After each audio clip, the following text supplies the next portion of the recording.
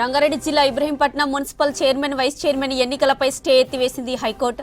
ఈ ఎన్నికలపై తుది నిర్ణయం కలెక్టర్దేనని స్పష్టం చేసింది. 19వ వార్డు కౌన్సిలర్ యాదగిరిని ఇవాళ హైకోర్టులో హాజరుపరిచారు పోలీసులు. బీఆర్ఎస్ మాజీ ఎమ్మెల్యే మంచిరెడ్డి కిషన్ రెడ్డి ఆయన కుమారుడు తనను బలవంతంగా చీరాల తీసుకెళ్లారని కోర్టులో చెప్పారు కౌన్సిలర్ యాదగిరి.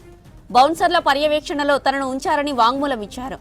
బీఆర్ఎస్ తరపున బీసీ అభ్యర్థిగా చైర్మన్ రేసులో ఉన్నానని కోర్టుకు వివరించారు యాదగిరి. మరోవైపు తనకు ప్రాణహాని ఉందని భద్రత కల్పించాలని కోర్టు కోరారు యాదగిరి. తన ఫోన్ కూడా ప్రశాంత్ రెడ్డి దగ్గర ఉందని చెప్పారు.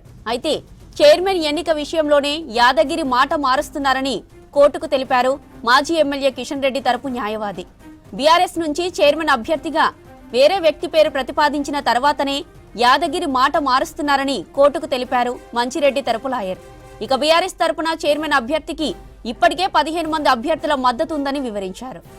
రైట్, ఇక ఇదే విషయానికి సంబంధించిన మరిన్ని డీటెయిల్స్ మనకి అనిల్ లైవ్ లో అందిస్తారు. అనిల్, చెప్పండి, డీటెయిల్స్ ఏంటి?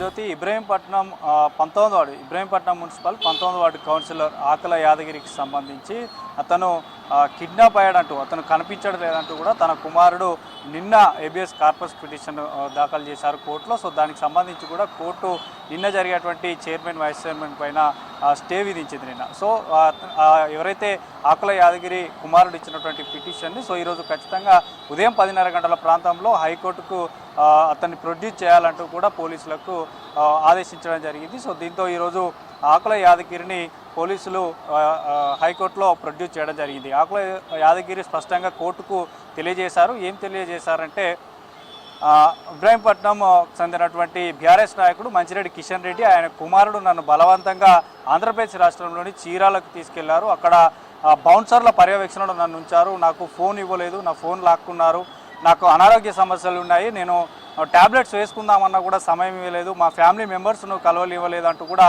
ఇవన్నీ కూడా కోర్టుకు తెలియజేయడం జరిగింది. సో ఇవన్నీ ఉన్నటువంటి కోర్టు కూడా ఏకీభవించడం జరిగింది.